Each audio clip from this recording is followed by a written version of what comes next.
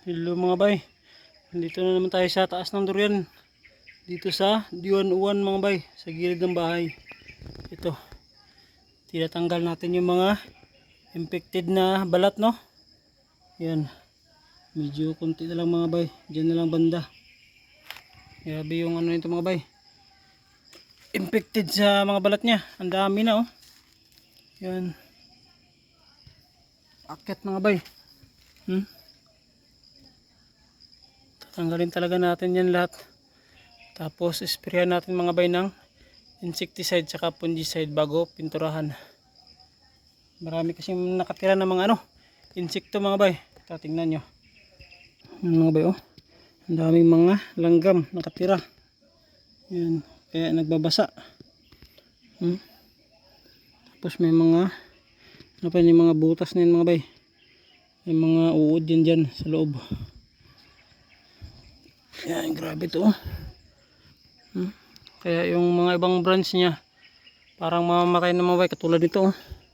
Kasi wala na talagang balat na naubos na ng punggos. Paikot talaga yun mga bay.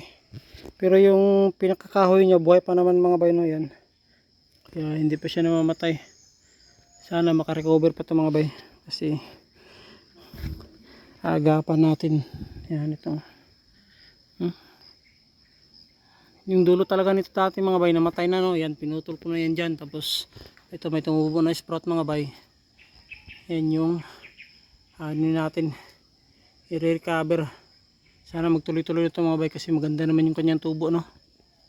Paikot talaga yun mga bay. Yan ng mga punggos. Yan.